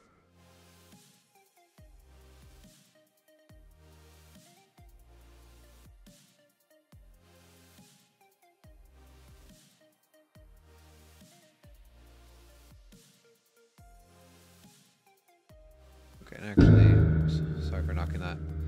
Can actually simplify it. Oh, I don't have the helper, so I'll just leave it how it is. Okay, and the connection watcher.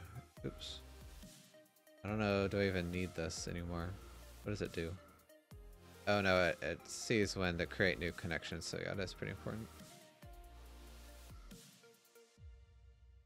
So on connected, I would just set trusted to false, although I guess that's kind of default. So this is what happens when we get a new connection. Click on that. And then when somebody disconnects, we don't have to worry about that anymore. We just remove the connection.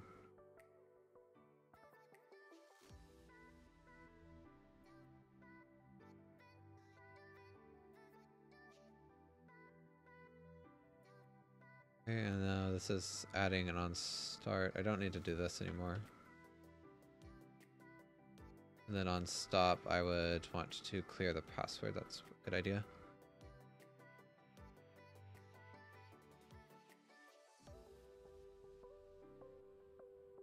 It looks like I missed one.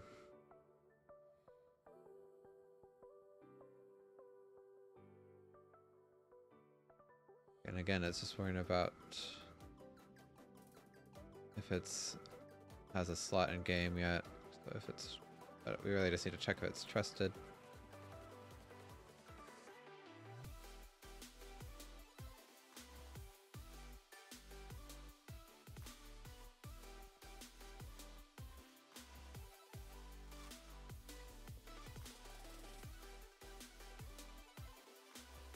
Okay, oh yeah, and this is the editor link, so we can just remove this client thing now.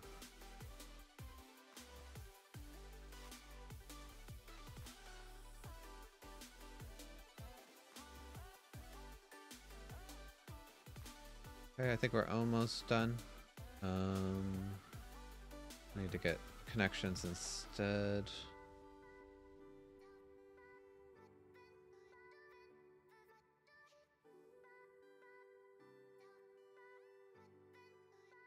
So this is checking if every connection is connected, so, well,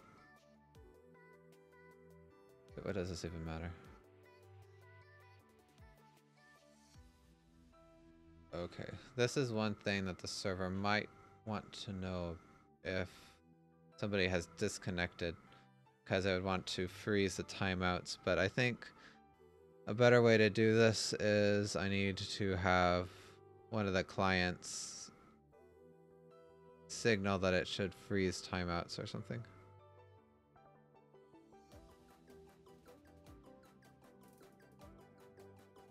I guess the host. Let's see. System. Okay, I'm gonna delete this whole thing. Actually, it's not gonna be part of the lobby.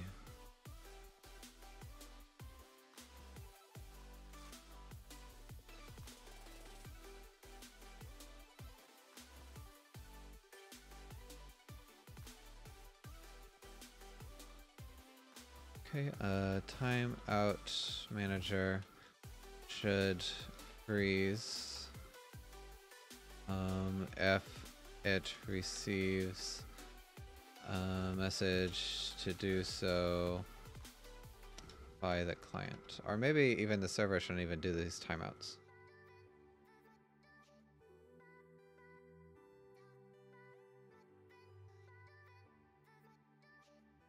It should do. And maybe the server shouldn't do it and the host will be the one that does this, and then if somebody takes too long, the host just kicks them. That's probably better.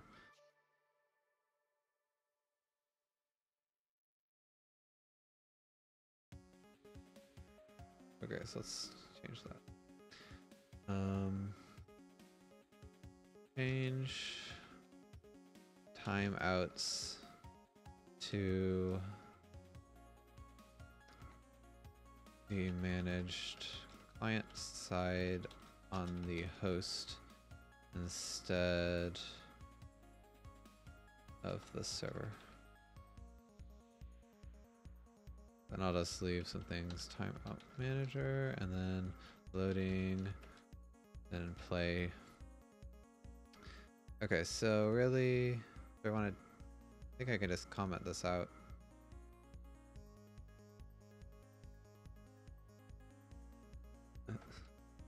I'll leave it around, but I'll mark it as obsolete. Well, I don't know. We'll just leave it, but it won't actually do anything right now. Because there's not going to be timeouts during the lobby, really. So when I'm done with the lobby and I go back through the loading phase, I'll add that better timeout.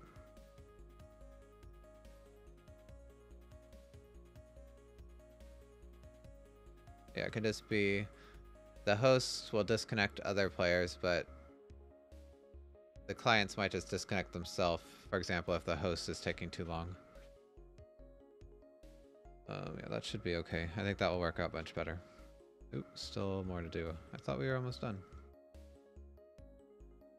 Okay, so what is this? Oh, this is what I was working on in the... Yeah, just now. So I think I'll comment this out and we'll come back to this once I'm done updating everything. Or getting rid of all these errors anyway. Yeah, and this is different now, so... Change message...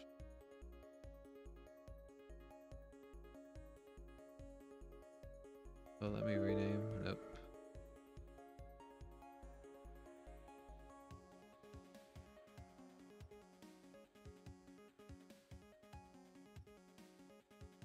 Could do a find and replace, but I think this will probably take just as long.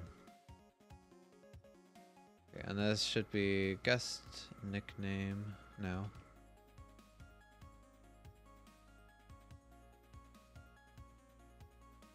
Alright.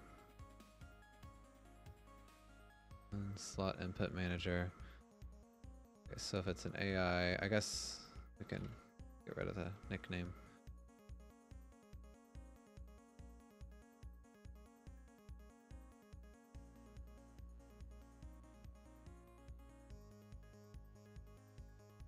Okay, so we'll need to figure out how this username is set now, because even if it is the guest, it should be assigned to its parent username.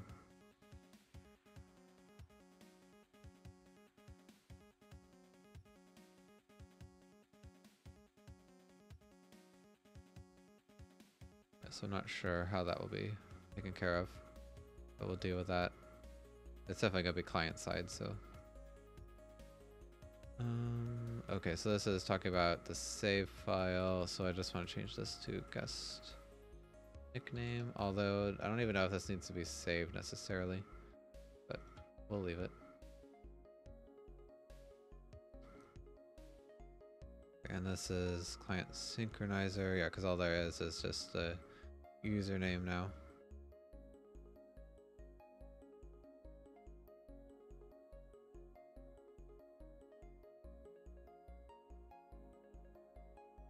And okay, I don't even know if was this used.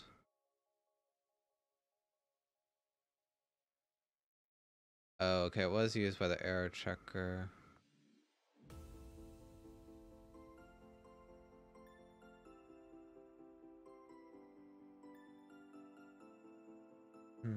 Yeah, I really shouldn't send client IDs, should I? I should send usernames, because that's how we identify clients. So pretty much all these things should be changed. It's gonna be kind of annoying. I guess I could just have the server assign a client ID, but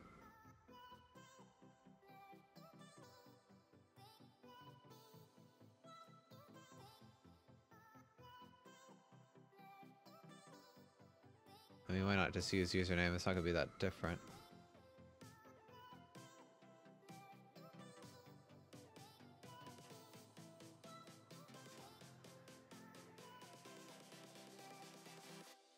Okay, well, yeah, all these things will need to be changed then.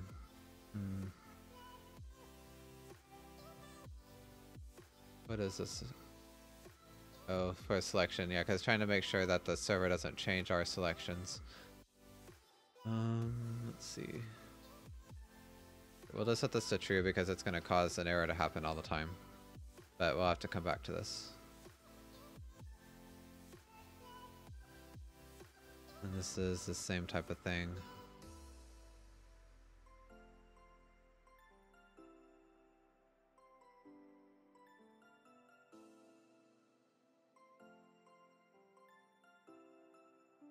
Oops. I guess that's equivalent to just removing this if statement. Or maybe we should... Yeah, let's just leave my message as null.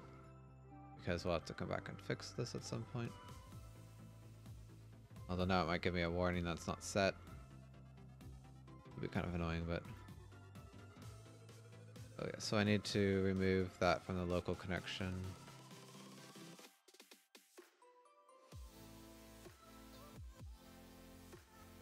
Yeah, so I have the username, and so that's just how we'll identify different clients.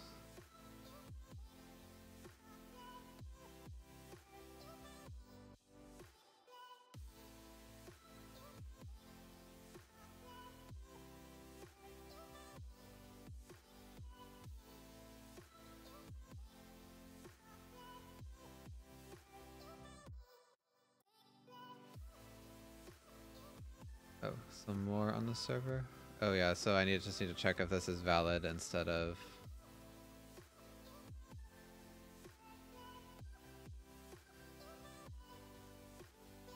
Oh, trusted is the right word.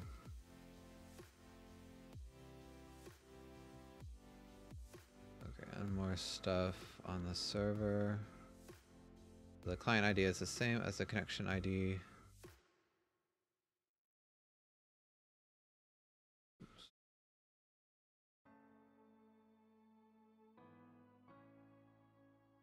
And then if connections connected, client ID dot trusted.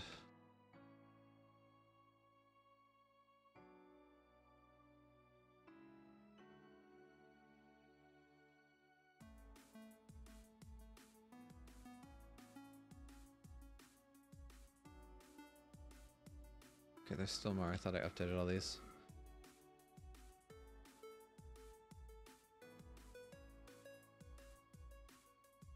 And again, we just need to check if this is trusted.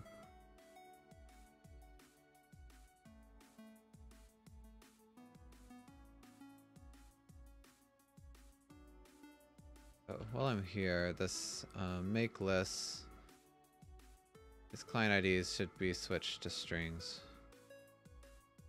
This is gonna be another big refactor, but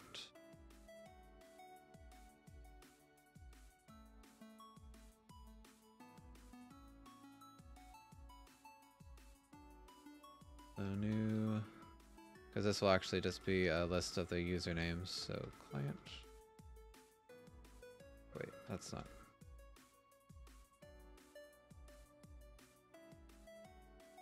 Count. Okay.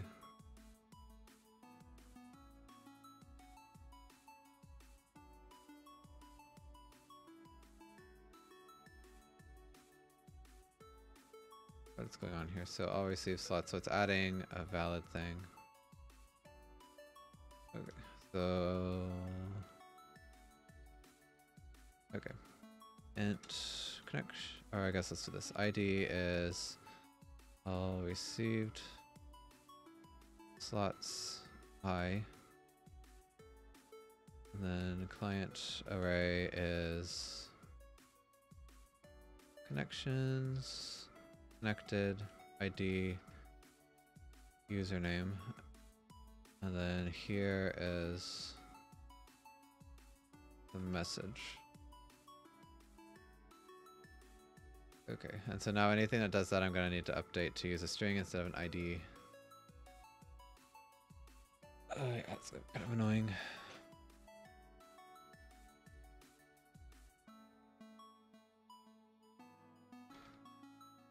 And I've been programming in Java lately, so I'm used to doing uppercase strings. Probably it might be easier just to go through networking and check all these. So string. At some point I should probably rename them to username instead of client ID, but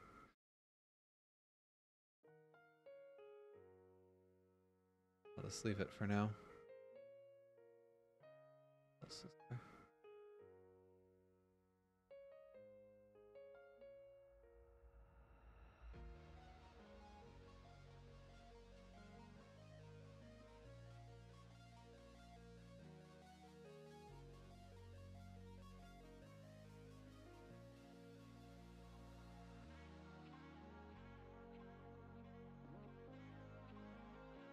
Oh yeah, that's a Unity link. Okay, well wasn't too bad. Oh, now there's a lot of stuff to update. The battle data verifier. Again, this is a map generation. I don't really want to deal with these right now. So I think I'll just comment this out, and so we'll always just throw that error.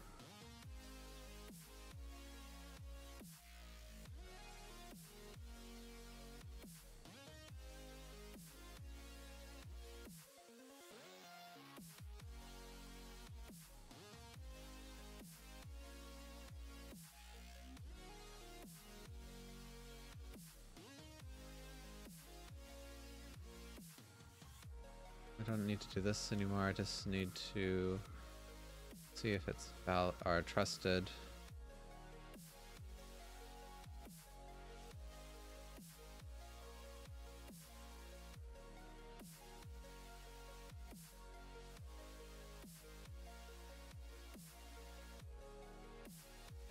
Oh gosh, there's still more of this. I thought I fixed all of it. Okay. Yeah, still more. If this is trusted. Okay, this is kind of turned into a refactoring stream.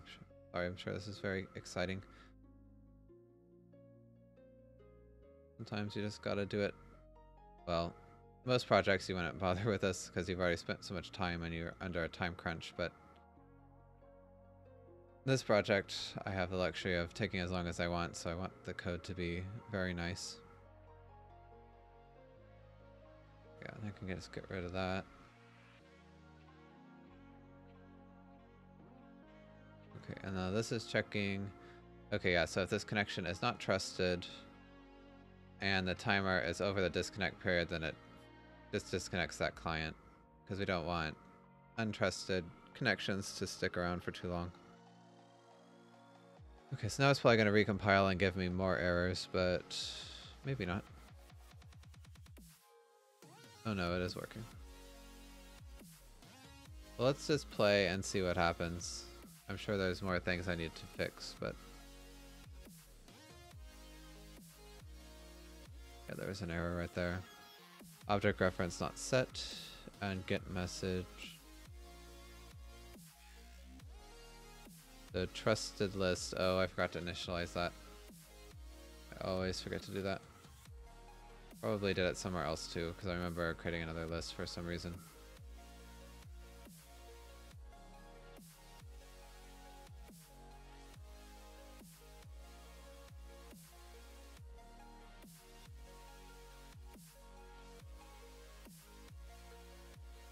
Okay, well that's not good because I was refused and I'm the host. So let's see why. Cannot accept new connections. That is strange.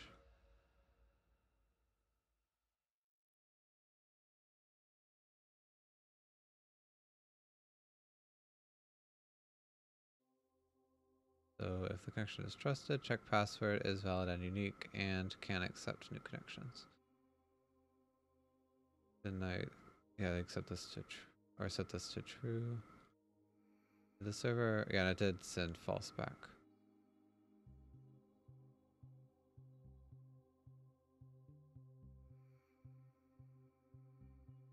So I probably did this wrong.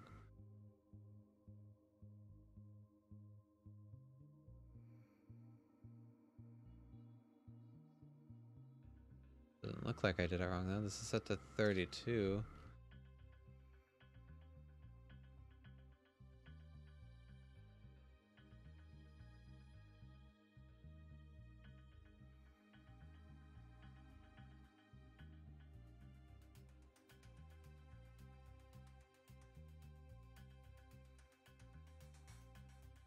Oh my gosh, I've completely lost track of time.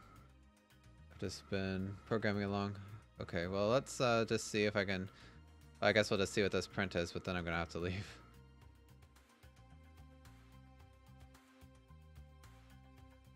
What did it say? I don't even see it. Okay, well something is wrong. Yeah, because it didn't even get to that point, I don't think, but... Yeah, because I don't see a number here. Which it should have printed out, so it probably didn't even call this function. So... That's weird, because if this was trusted, then this would have been triggered and check password.